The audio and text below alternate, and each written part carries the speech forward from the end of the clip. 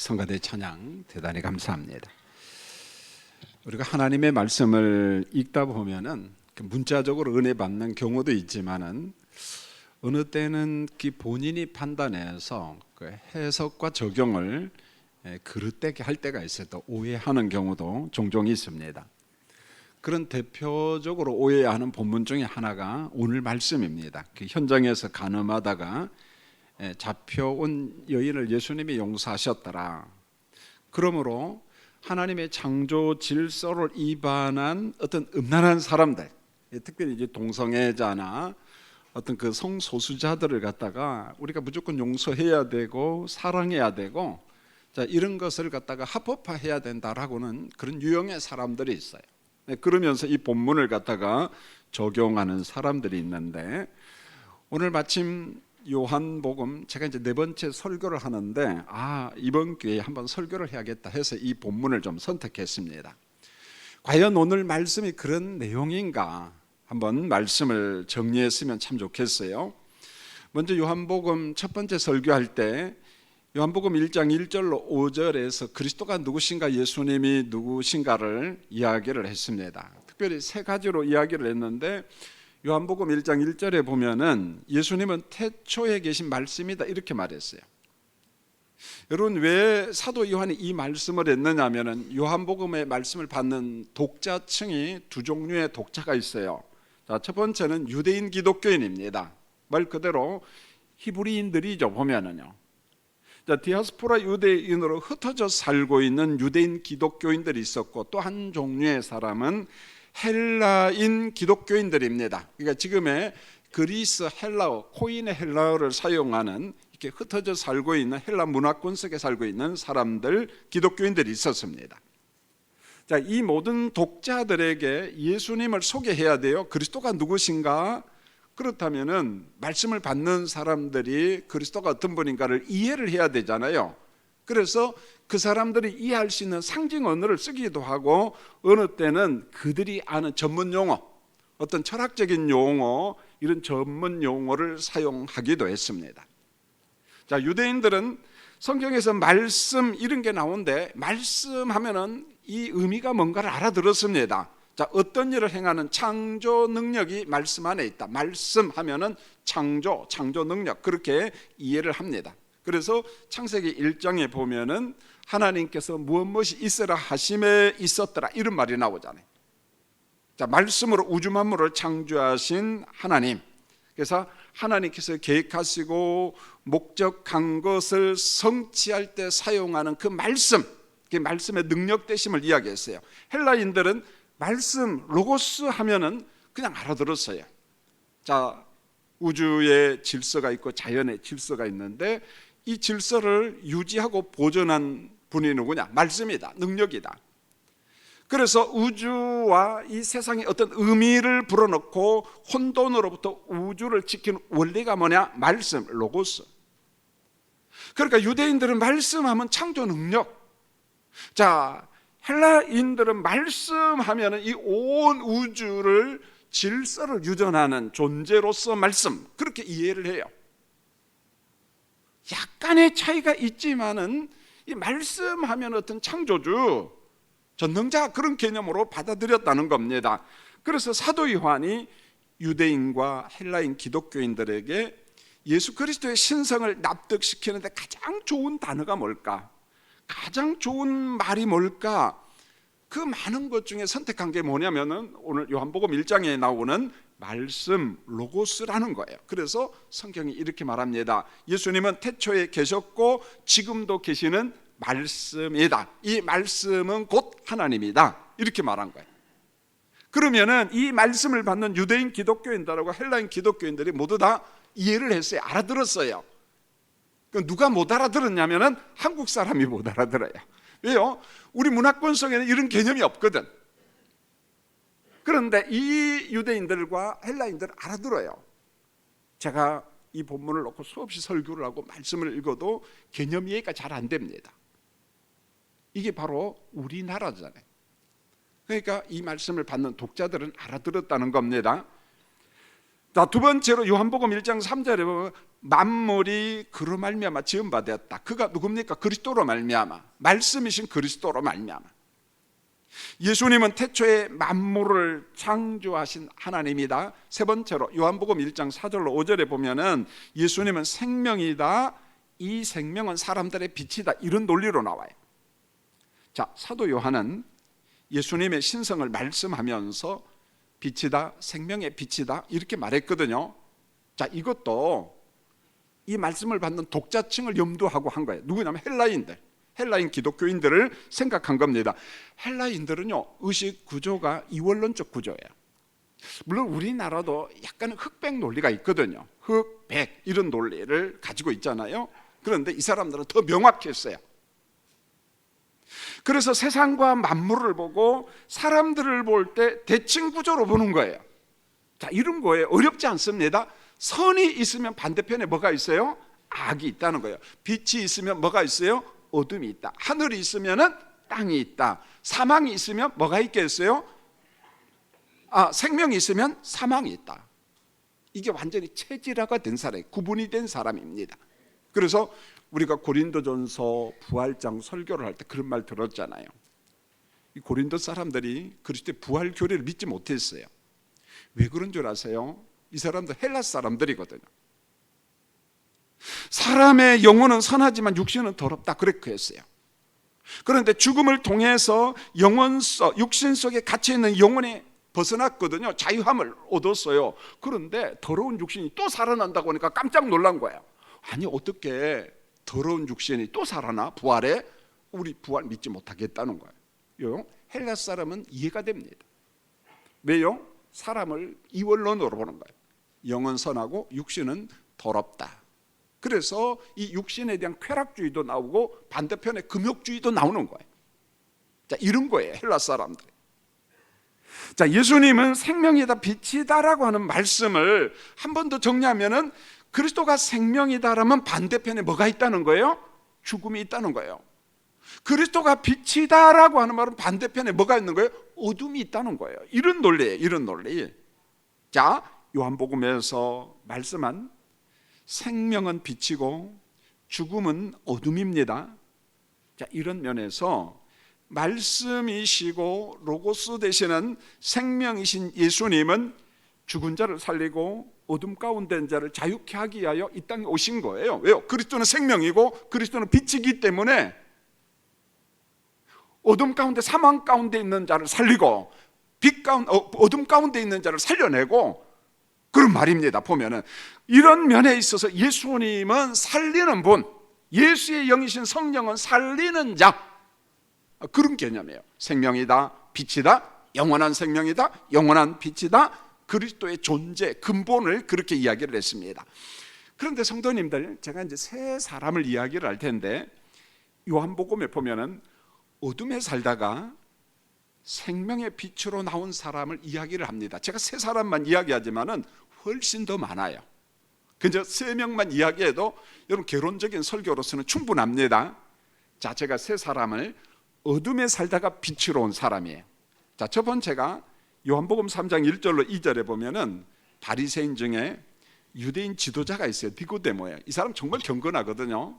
율법에도 능통한 사람이고 관원이고 여러모로 마음에 드는 사람이에요. 참 겸손한 사람입니다. 그런데 이 사람이요, 하루는 예수님한테 찾아 나오는데 성경 말씀의 문장에 보면 이런 말이 나와요. 니고데모가 밤에 빛이신 예수님께로 나왔다. 이걸 평범하게 보면 안 돼요. 요한복음에서는 굉장히 중요한 겁니다. 니고데모가 무슨 시간에? 어두운 시간에, 밤 시간에 어떤 분에게 오셨다는 거예요? 빛 대신 그리스도에게 왔다는 겁니다. 이 말은 니고데모는 밤의 사람, 어둠의 사람, 사망의 사람이라는 거예요. 아무리 그가 경건해도. 여러분, 실제로 그가 경건하고 관리였지만은 예수님과 대화하는 중에 중생 거듭남에 대해서 이야기하니까 뭔 말인지 못 알아들어요. 이 거듭남, 이 모릅니다. 그런데 어둠의 사람인 니고데모가 그리스도의 말씀을 듣고 너무너무 보고 싶었어요. 그분에게 찾아왔어요. 그런데 주변을 보니까 안 되겠어. 오해를 받아. 그러니까 밤중에 몰래 예수님한테 와서 질문을 하는 거예요. 어찌됐든지 간에 니고데모는 어둠의 사람이라는 거예요. 밤의 사람이었다는 거예요. 여러분, 우리나라에도 대표적으로 이런 사람이 있었는데, 얼마 전에 하나님의 부르심을 받은 고 이어령 교수 같은 사람이, 여러분 이번에 충청남도 아산 사람입니다. 참 똑똑하잖아요. 글도 잘 쓰고, 오랜 동안 이화여대 교수도 하시고 명예교수, 교육부 장관도 하고. 그런데 그분이 그런 고백을 합니다. 난 무신론자다. 난 예수 믿는 사람들을 정말 싫어했다. 그래서 내가 왜 글을 썼냐? 그리스도 예수 믿는 사람을 반박하기 위해서. 이게 삐딱했다고 이야기해요, 자기가. 그런데 어느 날 자기 딸이 예수를 믿어요. 똑똑합니다. 미국에 삽니다. 검사도 되었어요. 그런데 몸이 병들었어요. 암이 왔어요. 손자도 병들었어요. 몸이 정신적으로. 그래서 미국 본토에 살 수가 없어서 하와이에서 살았어요. 너무 마음이 아프잖아요, 아버지가. 그래서 그 딸을 위로하기 위해서 하와이를 갔는데 도무지 아버지로서 해줄 게 없는 거예요. 이때 딸은 하나님을 의존합니다. 이어령 교수가 그런 고백을 한 글을 봤어요. 하늘의 아버지는 우리 딸을 위하는데 육신의 아버지는 해주는 게 아무것도 없구나. 너무 안타까운 거예요. 그래서 그분이 예배당으로 갔습니다.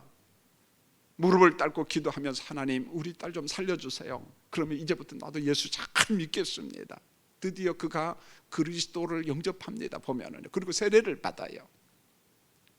여러분, 이 사람 이어령 교수는 지식인이에요. 대단한 사람입니다. 한국에서 인정하는 사람이었어요. 그러나 여전히 그는 니고데모와 같은 어둠의 사람이었어요. 그런데 그 어둠의 사람이 딸의 질병을 통해서 누구한테 나옵니까? 빛 대신 그리스도께로 나왔다는 거예요. 어둠에서 빛으로 왔다는 거예요. 오늘 이거예요. 여러분, 두 번째로 요한복음 4장에 보면은 사마리아의 수가성 여인이 나오잖아요. 여러분, 이 여인의 형편이 어떤지는 잘 모르겠어요. 하여간 5 남자와 살아보고 지금 6번째 남자와 삽니다. 세상에 어느 여자하고 그래 나는 좋다, 이 세상에서 아이가 난 결혼 10번이나 해야겠다, 그런 여자가 어디 있습니까? 살다 보니까 환경이 이렇게 된 거예요. 마음이 참 어둡죠, 보면은. 그런데 사마리아 지역 자체가 어둠의 동네예요. 어둠의 동네, 어둠의 여인이 살고 있습니다. 칠흑과 같은 여자라는 것입니다. 여러분, 동네 사람들의 눈총이 무서워서 밖에를 나가지를 못했어요. 조심했습니다. 요한복음 4장 7절로 29절에 보니까 어둠에 살고 있는 수가 여인이 정오 시간에 물을 길러 갑니다. 태양이 중천에 떠 있으면 이 사람들은요 움직이지 않아요. 오침 잠잡니다. 물 길러 가지 않아요. 그런데 정오 시간에 물을 길러 왔는데 우물가에 보니까 웬 유대인 남자가 있어. 나한테 물 좀 주세요. 웬 남자가 사마리아 여인한테 물을 달라고 하니까 당황했지요. 대화를 쭉 하면서 이 물을 먹는 자는 여전히 목마르지만은 내가 생명수인데 나를 마시는 자는 목마르지 아니하고, 이런 쭉 대화를 하다가 눈이 활짝 열린 거야. 이 메시아구나. 그래서 동네 사람들한테 달려가서 사람들이요, 내가 메시아를 만났다, 와봐라 와봐라, 그런 거잖아요.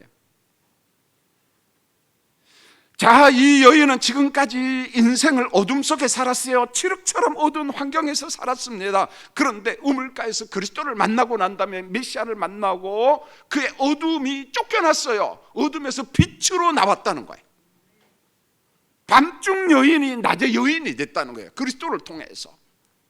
이런 의미가 있는 거예요. 세 번째로 오늘 본문, 여전히 어둠 속에 살던 여인이 등장을 합니다. 1절 2절에 보면 예수님이 감람산에서 기도했어요. 지금도 감람산에 가면은 그런 기념교회가 있어요. 예수님이 기도한 교회. 예루살렘 성하고 기브론 시내가 그 사이에 두고 있거든. 거리가 참 가깝습니다. 아침이 되자 성전으로 들어왔어요. 백성들이 예수님의 설교를 듣고 싶어서 막 왔습니다. 자, 이때 3절과 4절 5절에 보니까 서기관들과 바리새인들이 현장에서 음행 중에 잡힌 여자를 끌고 왔어요. 가늠한 여인을 잡아온 겁니다. 그리고 질문을 합니다. 예수 선생, 이 여인은 간음하다가 현장에서 우리가 잡았습니다. 모세 율법은 이런 여인을 돌로 쳐서 죽이라고 이야기했는데 당신은 어떻게 말하겠습니까? 이런 거예요. 여러분, 뭔가 좀 음흉하잖아요, 질문하는 게. 신명기 22장 22절에 보면 간음하다가 잡힌 사람은 즉석에서 돌려 쳐라. 이게 법이에요, 법. 율법입니다. 왜 그런 거냐면은 거룩한 이스라엘 공동체에 이 부정한 것, 더러운 것, 음란한 게 있으면은 거룩하신 하나님이 그곳에 거할 수가 없는 거예요. 하나님은 거룩한 곳에, 거룩하신 하나님은 거룩한 사람, 거룩한 진영, 거룩한 성전, 거기에서 예배를 받으시고 우리에게 은혜 주시는 하나님이에요. 우리도 거룩해야 돼요. 내가 거룩하니 너희도 어떻게 해요? 거룩하라. 할렐루야. 이게 거룩, 하나님의 거룩성. 그런데 음행, 음란, 간음이 이스라엘 공동체가 있다. 그럼 공동체가 무너지는 거예요. 거룩의 공동체가 깨지는 겁니다. 출애굽기 20장 14절에 보면 간음하지 말라. 이게 뭡니까? 부부의 질서입니다. 하나님은 질서의 하나님이신데 모든 면의 질서를 지키라는 거예요. 창조 질서를 지키고 부부 질서를 지키고 순결을 지키고, 그렇지 않으면 가정 공동체가 무너지고 이스라엘 공동체가 무너지는 거예요. 여러분, 아무렇게나 생각하면 안 된다는 거예요. 여러분, 질서 이야기를 하니까 하나님이 주신 인간 사회와 동물 사이의 좀 차이점을 이야기하려고 합니다. 여러분, 동물의 왕국을 가만히 봤던 걸 한번 생각해 보세요. 동물 사회에는 힘이 센 수컷이 다수의 암컷과 짝짓기를 합니다. 그래, 힘이 없는 수컷은 암컷을 먼 발치에서 그냥 구경만 하다가 끝나요, 인생. 짐승도 인생이라고 해야 되나? 끝납니다, 보면. 발전기가 되고 뭐가 되면은 이 수컷도요, 암컷 옆에서 빙빙빙빙 돌아다녀요. 그런데요, 수컷이 딱 노려보고 있다가 얼른 꼬리를 내립니다. 안 내리고 거기에서 그저 암컷 옆에서 기웃기웃하며 수컷이 달려와가지고 그냥 때려 잡아서 죽입니다, 보면은요. 무서워요, 동물의 세계는요. 힘 있는 수컷만 삽니다. 그러나 인간 사회에는 그렇게 하는 것을 하나님이 아예 허락하지 않았습니다. 한 남자와 한 여자의 결혼을 허락했어요. 만약에 하나님께서 인간 사회에서도 힘이 강한 남자가 100명의 여인, 1000명의 여인과 결혼해서 살아라, 그러면 나 같은 약한 남자를 어떻게 합니까? 여러분, 남자들이 어떻게 되겠어요, 여러분요? 우리 유준동 장로님 장가나 가겠어요? 여러분, 인간 사회는 그게 없다는 거예요. 보면은 내가 힘이 강한 인간이라고 해서 온 여자를 전부 다 독점하라, 그런 게 없습니다. 그래서 짐승 사회와 인간 사회에는 달라요. 다릅니다. 여러분, 만약에 짐승의 세계처럼 힘이 강한 남자만 여자와 결혼하고 여자를 전부 다 독식한다면은, 자식을 낳고 산다면은 힘이 부족한 남자들은 장가 한 번도 못 가보고 그냥 끝나는 거예요, 보면은요. 여러분, 일부일처는 하나님의 형상대로 지음받은 인간에게 주신 규칙이에요. 이게 하나님이 우리에게 준 보편적 규칙이라는 것입니다. 이런 규칙은 인간이 행복하게 살아갈 수 있는 최고의 질서예요. 하나님께서 우리에게 주신 선물이에요.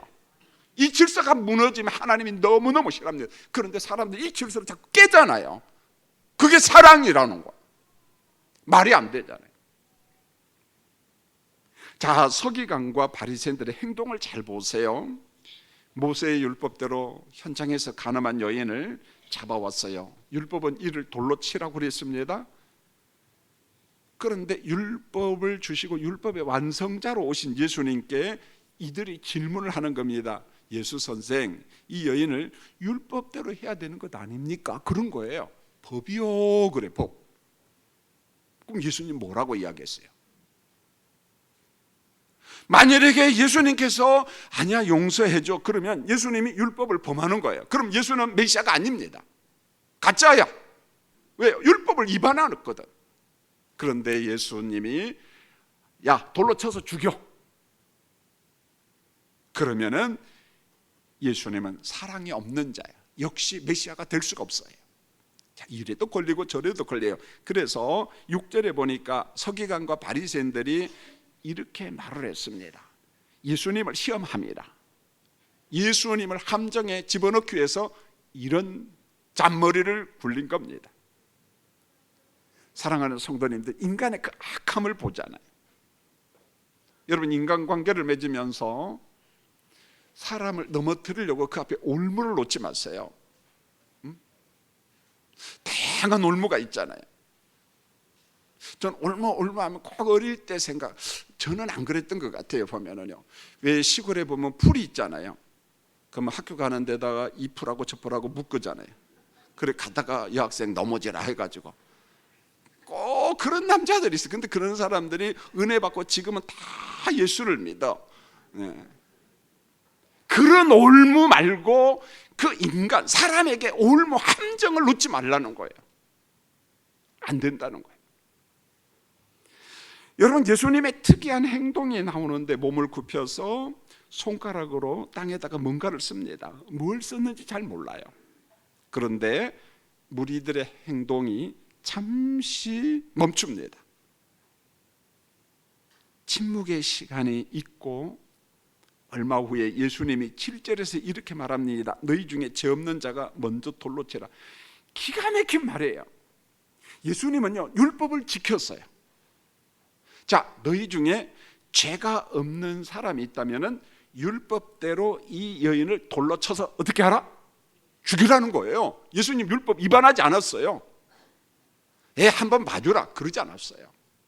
너희 중에 죄가 없는 사람이 있다면은 율법대로 돌로 쳐라 그런 말이에요.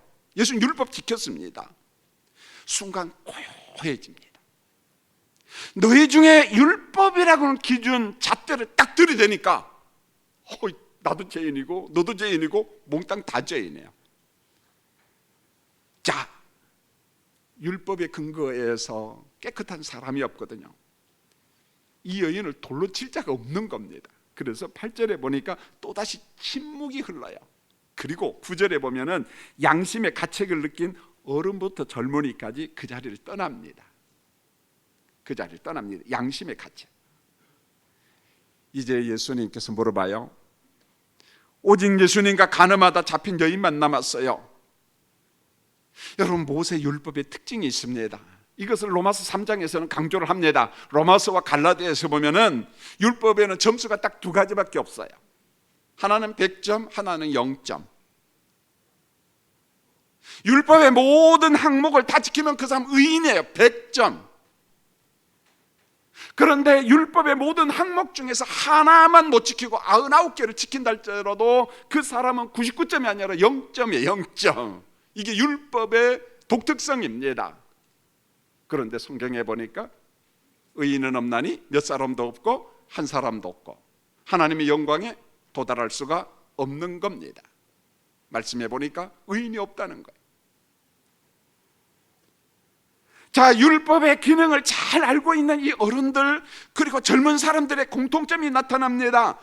자, 어른들 한번 보세요. 어른들 평생을 살면서 수고했지만은 살다 보니까 죄도 많이 지었어요. 누가? 어른들이. 인생 80년, 90년, 100년 동안 사는 동안 의로운 것도 있겠지요, 선한 것도 있겠지요. 그러나 그의 생각과 그의 환경, 그의 행동이 죄밖에 더 있습니까? 그러면 젊은 사람들은 뭘까요? 앞날이 창창합니다. 그러면 창창한 앞날 젊은 사람들이 깨끗하게 살까요? 앞으로 죄를 더 많이 지을까요? 죄를 더 많이 지켰지요. 젊다는 게 좋지만은 젊다는 게 죄밖에 더 지켰습니까?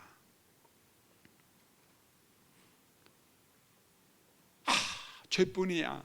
나이 들은 사람도 젊은 사람도. 그래서 양심의 가책을 느낀 사람들이 떠나버렸어요. 돌을 들 수가 없어요. 돌을 다 놓고 갑니다. 여러분, 본문 10절로 11절 예수님과 여인이 대화를 합니다. 여자여, 너를 고발하던 그들이 어디 있느냐? 너를 정죄하던 사람이 어디 있느냐?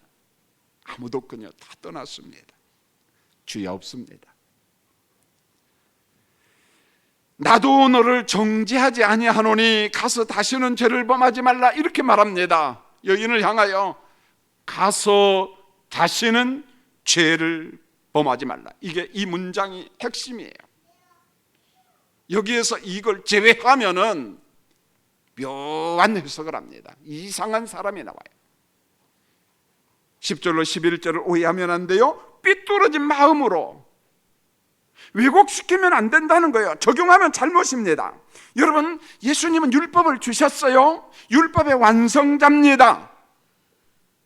여러분, 하나님의 속성 안에 공의가 있어요. 공의가 뭡니까? 죄는 죄라는 거예요. 죄는 징벌받아요. 심판을 받습니다. 만약에 공의의 하나님께서 죄를 죄가 아니라고 이야기하면 그분은 하나님 아니에요. 예수 아닙니다. 동시에 하나님의 공의 속성 안에는 용서도 있고 사랑도 있습니다. 분명히 있습니다. 그렇다면은 가늠한 여인에게 두 가지 잣대가 있잖아요. 공의의 잣대와 사랑과 용서의 잣대가 있는데 두 잣대를 다 갖다 대야 돼요. 그러나 가늠한 여인에게 예수님께서는 용서를 허락합니다. 사랑했어요. 기회를 줍니다. 기회. 그게 뭡니까? 여인이요, 가서 다시는 간음죄를 범하지 말라. 용서의 기회를 주셨어요. 그런데 이걸 지키지 않고 실천하지 않냐고 다시 간음죄를 범하면은 뭐가 날라와요? 돌이 날라와서 이 여인 죽입니다. 예수님께서는 이 여인을 정죄하지 아니하고 기회를 줬어요. 사랑했어요. 용서의 기회를 줬습니다. 다시는 가서 죄를 범하면 안 돼. 의지적으로 잘 안 될 수 있어요. 이게 습관화가 됐기 때문에 가서 예수 믿고 예수의 빛 안에 생명 되신 그리스도 안에서 이제는 죄악된 습관을 버리라는 거예요. 가라. 다시는 죄를 범하면 안 된다. 그러면 죄를 범하면 돌덩이가 날라와서 너 죽어.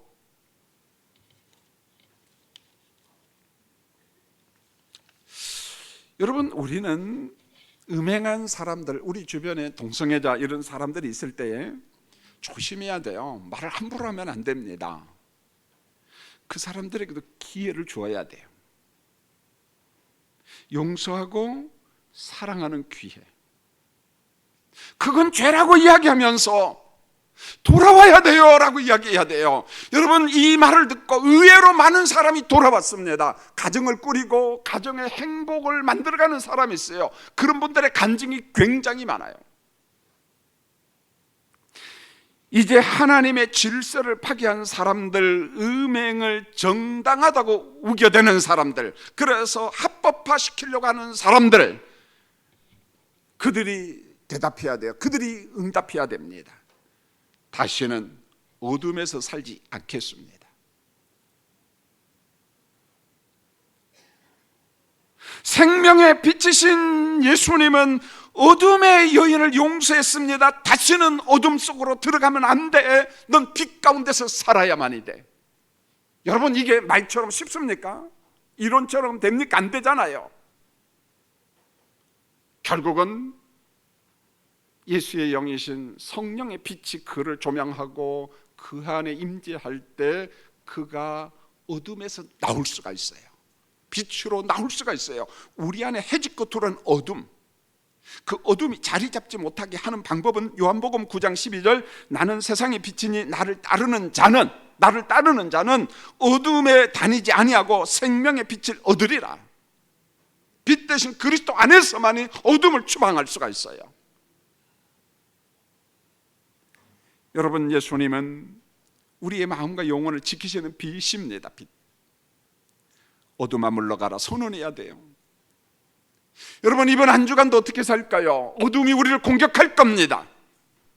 그럴 때마다 빛이신 그리스도의 이름으로 예수의 영이신 성령의 능력으로 나를 공격하는 어둠을 대적하는 여러분 되기를 원합니다. 선포하세요. 선언하세요. 어둠아 물러가라. 그리스도의 이름으로 명하노니. 할렐루야. 그러므로 어둠을 대적하면서 빛과 더불어 살아가는 한 주 되기를 원합니다. 기도하겠습니다. 하나님 우리 아버지, 예수 믿고 구원받았지만은 옛습관, 육체의 어둠의 사탄이 여전히 우리를 공격합니다. 그럴 때마다 빛 대신 그리스도의 이름으로 성령의 능력으로 대적하면서 이번 한 주간도 빛 대신 그리스도와 함께 승리하는 우리 교우들이 되도록 도와주시옵소서. 오늘도 하나님 앞에 11조와 각종 예물을 드리오니 이 예물을 흠양하시고 성도들의 산업과 가정 위에 복을 내려 주시옵소서. 예수님의 이름으로 기도합니다. 아멘.